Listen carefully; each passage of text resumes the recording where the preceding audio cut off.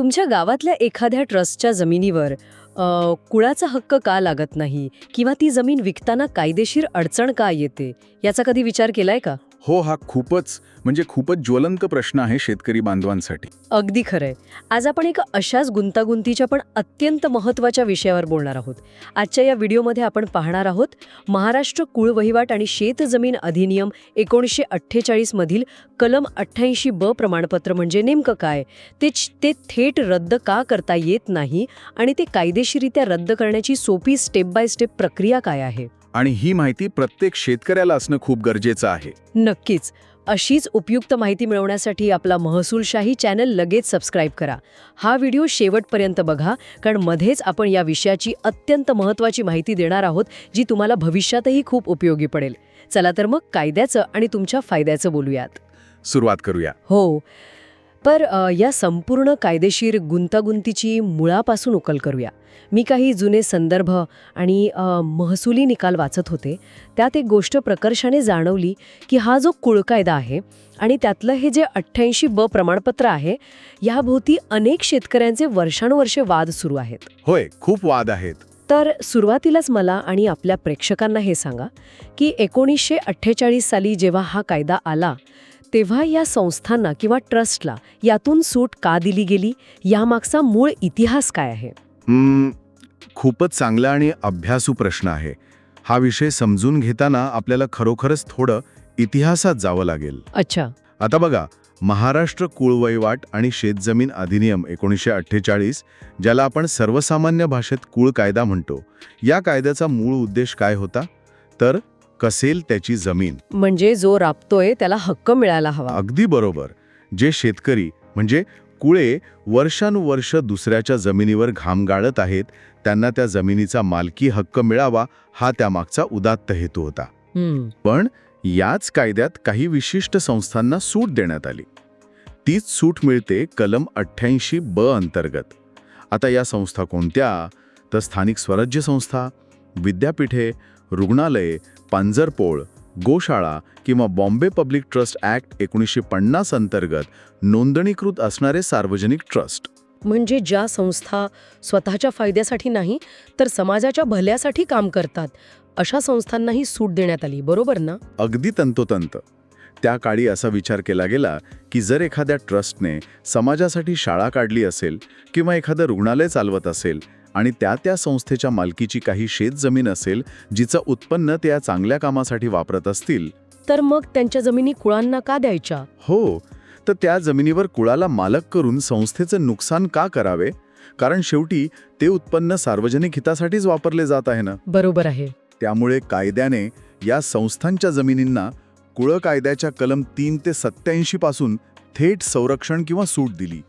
थोडक्यात सांगायचं तर ह्या संस्थांना कुळ कायद्याचे कडक नियम लागू होत नाहीत. हे ऐकायला खूप लॉजिकल वाटतं, पण प्रॅक्टिकली बघायला गेलं तर या प्रमाणपत्राचा प्रत्यक्ष शेतकऱ्यांच्या किंवा कुळाच्या 7-12 उतार्यावर नक्की काय आणि कसा परिणाम होतो? तोच तर मुख्य मुद्दा आहे. कारण शेतकरी तर तिथे पिढ्यानपिढ्या शेती करत असतोच ना. माझ्या अनुभवातून सांगतो, जेव्हा एखाद्या ट्रस्टला किंवा संस्थेला हे कलम 88 ब चं प्रमाणपत्र मिळतं तेव्हा तिथे कुळाला मालकी हक्क मिळत नाही. बापरे. म्हणजे कुळ कायद्याचे कलम 32 किंवा 32 ग, ज्यानुसार कुळाला जमीन खरेदी करण्याचा वैधानिक हक्क मिळतो, तो हक्क इथे लागू होत नाही. अच्छा, म्हणजे हक्कच हिरावला जातो एक प्रकारे. कुळ तिथे पिढ्यानपिढ्या शेती करू शकतं, संस्थेला ठरलेला खंड किंवा भाडं देऊ शकतं, पण ते कुळ त्या जमिनीचा मालक होऊ शकत नाही.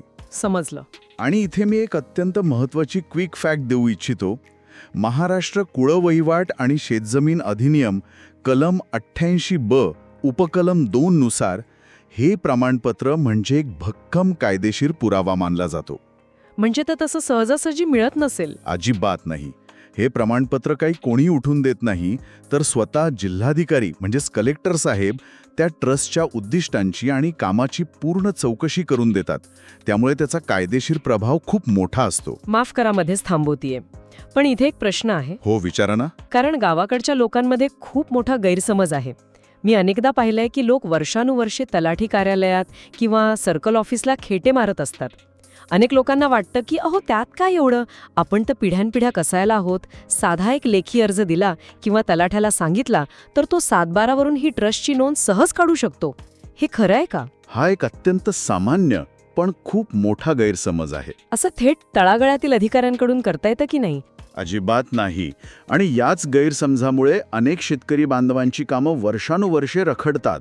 ते चुकीच्या कार्यालयात चक्करा मारत राहतात. हो, वेळेचा अपव्यय होतो. हे बघा, मगाशी मी म्हटल्याप्रमाणे हे प्रमाणपत्र जिल्हाधिकाऱ्यांनी कायद्यानुसार पूर्ण चौकशी करून दिलेलं असतं. त्यामुळे तलाठी किंवा मंडळ अधिकारी यांना साध्या अर्जावर किंवा 7/12 उतार्यात साधा फेरफार नोंदवून ते रद्द करण्याचे कोणतेही अधिकार नाहीत. म्हणजे त्यांच्या अखत्यारीतला हा विषयच नाहीये. अगदी बरोबर. महाराष्ट्र जमीन महसूल संहिता 1966च्या कलम 155 नुसार महसूल अधिकाऱ्यांना फक्त लेखणी चूक म्हणजेच क्लरिकल एरर दुरुस्त करता येते. म्हणजे नावाचं स्पेलिंग चुकलं किंवा असं काही. हो, उदाहरणादाखल नावाचं स्पेलिंग चुकलं किंवा क्षेत्राचा आकडा चुकून कमी जास्त लिहिला गेला तर ते कलम 155 नुसार दुरुस्त होतं. म्हणजे कलम 88 ची नोंद ही काही साधी लेखणी चूक नाहीये, तर तो एका सक्षम अधिकाऱ्याचा कायदेशीर आदेश आहे, असंच ना? अगदी तंतोतंत. तो एक कायदेशीर आदेश आहे.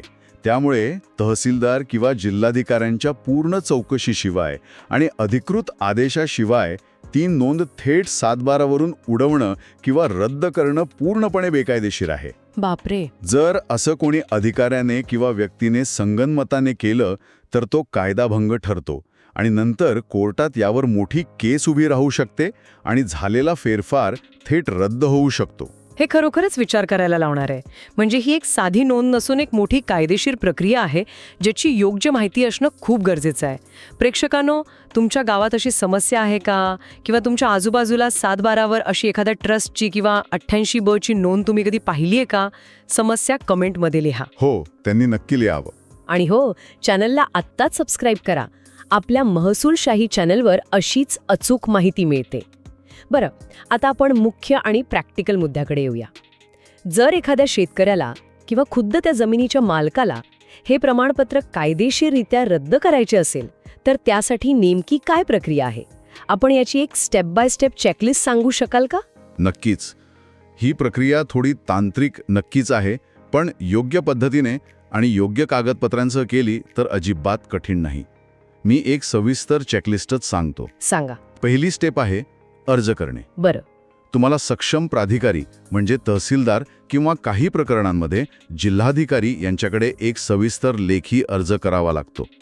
या अर्जात जमिनीचा सर्वे नंबर, गट नंबर आणि सर्वात महत्त्वाचं म्हणजे हे प्रमाणपत्र रद्द करण्याचं ठोस कारण काय आहे ते स्पष्ट लिहावे लागते. म्हणजे कारण भक्कम असावं लागतं. बरोबर. दुसरी स्टेप काय? दुसरी स्टेप आहे कागदपत्रे जोडणे. या अर्जासोबत तुम्हाला तुमचा अद्ययावत 7/12, 8 उतारा, कलम 88 चे मूळ प्रमाणपत्र किंवा त्याची प्रत, जमिनीचे सुरुवातीपासूनचे मालकी पुरावे आणि सर्वात महत्त्वाचे म्हणजे त्या ट्रस्टचे वार्षिक खाते म्हणजेच ऑडिट रिपोर्ट जोडणे बंधनकारक असते. 1 मिनिट, इथे थोडं थांबते. ही दुसरी स्टेप ऐकायला सोपी वाटते, पण प्रॅक्टिकली विचार करा. एका सामान्य शेतकऱ्याला किंवा कुळाला त्या मोठ्या ट्रस्टचे वार्षिक खाते किंवा ऑडिट रिपोर्ट कसा मिळणार? बरोबर आहे तुमचा प्रश्न. ट्रस्टवाले तर ते सहजासहजी देणार नाहीत ना. मग अशा वेळी शेतकऱ्याने काय करावं? हां, खूपच व्यावहारिक आणि अडचणीचा मुद्दा तुम्ही मांडलात.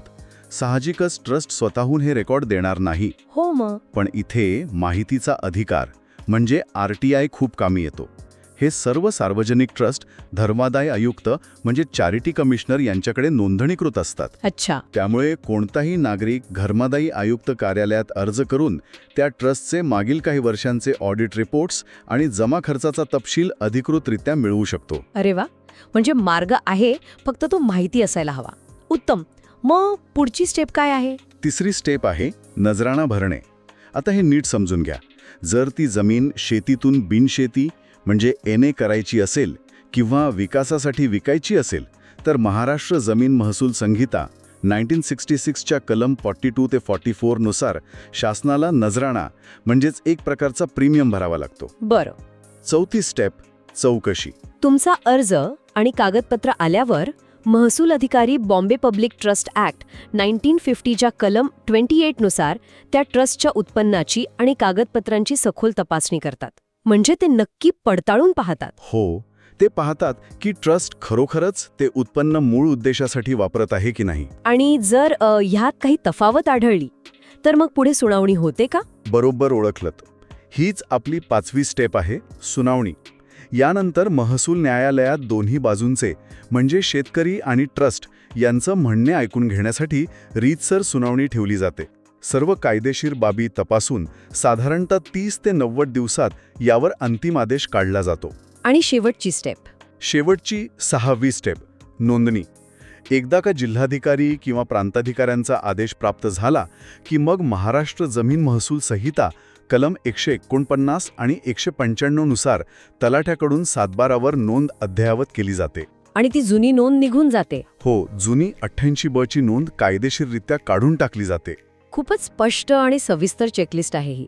पण मघाशी तुम्ही तिसऱ्या स्टेपमध्ये नजराणा भरण्याचा उल्लेख केला. हा नजराणा सोप्या भाषेत सांगायचं तर शासनाला द्यायची फी असते, बरोबर? हो, एक प्रकारची फीच म्हणा. पण हा नजराणा साधारण किती असतो? कारण शेतकरी किंवा सामान्य माणसासाठी ही आर्थिक बाजू खूप महत्वाची असते. अगदी बरोबर.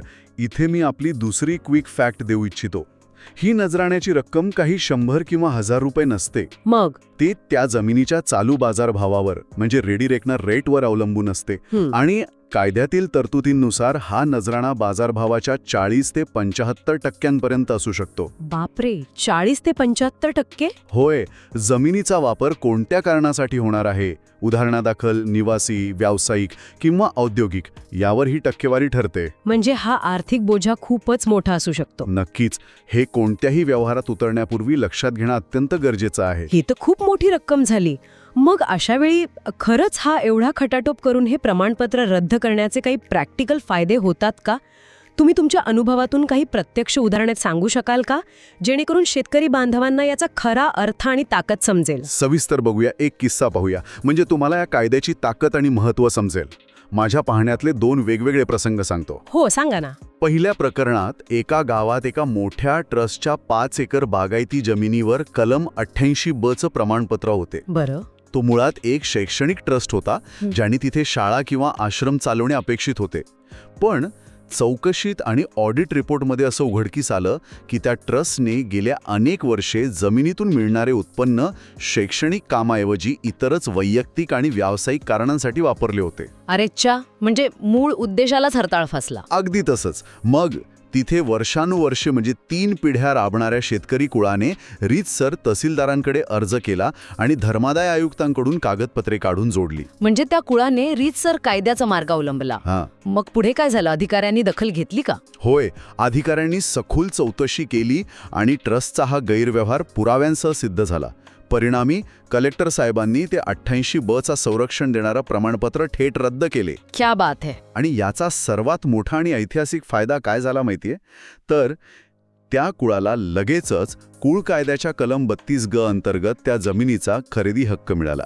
शासनाने ठरवून दिलेली अत्यंत नाममात्र किंमत भरून तो शेतकरी त्या 5 एकर जमिनीचा कायमस्वरूपी मालक झाला. वाह, हे खूपच सकारात्मक आहे. म्हणजे जर ट्रस्टने मूळ उद्देशाचा किंवा नियमांचा भंग केला तर कायद्यानुसार शेतकऱ्याला त्याचा हक्क परत मिळू शकतो. नक्कीच मिळतो. हे ऐकून अनेक शेतकरी बांधवांना नक्कीच दिलासा मिळाला असेल. दुसरं उदाहरण हे शहरीकरणाच्या आणि विकासाच्या संदर्भातलं आहे. एका मोठ्या शहराजवळील ट्रस्टची बरीच जमीन पडून होती. शहराच्या विकासासाठी आणि काही महत्त्वाच्या निवासी प्रकल्पांसाठी ती जमीन विकायची होती. बर. पण सातबारावर 88 ची नोंद असल्यामुळे मोठे निर्बंध होते. कुणीही बिल्डर किंवा व्यावसायिक ती जमीन घ्यायला तयार नव्हता. मग त्या ट्रस्टच्या विश्वस्तांनी रीतसर जिल्हाधिकारी कार्यालयात अर्ज केला. अच्छा. जमिनीचे मूल्यांकन झाले आणि कायद्यानुसार जो काही 40-50% नजराणा होता तो शासनाच्या तिजोरीत भरला. संपूर्ण सुनावणीनंतर ते प्रमाणपत्र कायदेशीररित्या रद्द झाले. या प्रक्रियेमुळे ती जमीन भोगवटादार वर्ग 1 झाली. एक सेकंड, भोगवटादार वर्ग 1 म्हणजे सोप्या भाषेत सांगायचे तर ती जमीन आता 100% त्या व्यक्तीच्या किंवा संस्थेच्या मालकीची झाली आणि त्यावर सरकारचे कोणतेही निर्बंध राहिले नाहीत. ती जमीन कुणालाही विकण्यासाठी किंवा विकसित करण्यासाठी पूर्णपणे मोकळी झाली. बरोबर? अगदी तंतोतंत. ती जमीन पूर्णपणे मुक्त झाल्यामुळे तिथे एक मोठा कायदेशीर विकास प्रकल्प उभा राहिला. म्हणजे दोन्ही बाजूंचा फायदा झाला. हो, शासनाला नजराण्याच्या रूपात महसूल मिळाला, स्थानिक लोकांना रोजगार मिळाला आणि ट्रस्टलाही योग्य तो कायदेशीर मोबदला मिळाला, जो त्यांनी परत समाजकार्यासाठी वापरला. म्हणजे कायदा योग्य मार्गाने वापरला तर तो विकासालाही कशी चालना देतो हे यातून स्पष्ट होते. हे खूपच रंजक आहे. म्हणजे एकीकडे कायदा कडक वाटतो, पण योग्य मार्ग वापरला तर तो सर्वांच्याच फायद्याचा ठरू शकतो. हो, कायद्याचा हाच तर मूळ उद्देश असतो. पण आता मला सांगा, मगाशी तुम्ही जे पहिलं उदाहरण दिलं, समजा एखादा कुळाने किंवा नागरिकाने अर्ज केलाच नाही, कोणीच तक्रार केली नाही, पण शासनाच्या किंवा महसूल विभागाच्या लक्षात आलं की एखादा ट्रस्ट वर्षानुवर्षे फसवणूक करतोय किंवा तिथे सार्वजनिक हिताचं काहीच काम होत नाहीये, तर शासन स्वतःहून यामध्ये काही कारवाई करू शकतं का? की कोणीतरी शेतकरी येऊन अर्ज करण्याची वाटच बघावी लागते? हा अतिशय अभ्यासपूर्ण आणि कायद्याच्या गाभ्याला स्पर्श करणारा प्रश्न आहे. शासनाचे हात इथे अजिबात बांधलेले नाहीत. कुळ कायद्यामध्ये शासनाला अत्यंत व्यापक आणि विशेष अधिकार देण्यात आले आहेत. अच्छा. महाराष्ट्र कुळ वहिवाट आणि शेतजमीन अधिनियम 1948च्या कलम 88D अंतर्गत शासनाला स्वतःहून म्हणजे सुमोटो कारवाई करण्याचे अधिकार आहेत. हे तर खूप महत्वाचं आहे. हो, जर शासनाच्या लक्षात आलं की एखाद्या ट्रस्टची आता सार्वजनिक हित उरलेले नाही, तो ट्रस्ट विसर्जित झाला आहे किंवा ते केवळ नावापुरते उरले आहेत, तर शासन स्वतःहून राजपत्रात म्हणजे गॅझेटमध्ये अधिसूचना काढून ही 88B ची सूट थेट रद्द करू शकते. आणि समजा यात त्यांनी खोटी कागदपत्रे उभी केली असतील किंवा शासनाची फसवणूक केली असेल, तर हा केवळ महसुली विषय राहत नाही. मग जर यात कागदपत्रांची बनावटगिरी किंवा फसवणूक उघडकीस आली तर तो एक गंभीर फौजदारी गुन्हा ठरतो.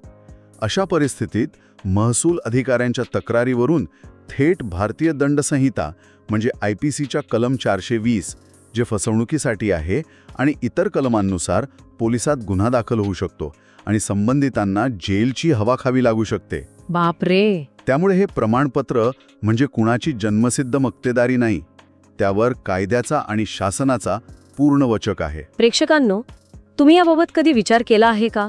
कॉमेंट सेक्शनमध्ये सांगा. शासनाचे हे अधिकार आणि कायद्याची ही बाजू तुम्हाला माहीत होती का? नक्कीच त्यांनी कमेंट करावी. आणि कायदेशीर टीप ऐकल्यानंतर तुम्ही तुमच्या जमिनीची कागदपत्रे तपासून पाहणार का, हे पाहणं खूप गरजेचं आहे. होय. तर आजच्या या अत्यंत माहितीपूर्ण आणि सखोल चर्चेचं थोडक्यात सारांश सांगायचा तर कलम 88B चे प्रमाणपत्र हे ट्रस्ट आणि संस्थांना सार्वजनिक हिताच्या कामासाठी संरक्षणासाठी दिले जाते. त्यामुळे तिथे कुळाला थेट मालकी मिळत नाही. पण हे प्रमाणपत्र साध्या अर्जाने किंवा तलाठ्याकडून थेट रद्द करता येत नाही. त्यासाठी तहसीलदार किंवा जिल्हाधिकारी यांच्याकडे पुराव्यांसह कायदेशीर प्रक्रियेने जावे लागते. बरोबर. आणि ही सर्व प्रक्रिया योग्य कागदपत्रे, ट्रस्टचे ऑडिट रिपोर्ट्स आणि गरजेनुसार शासनाचा नजराणा भरूनच पूर्ण करावी लागते. अगदी तंतोतंत. तुम्ही अगदी अचूक सारांश मांडलात.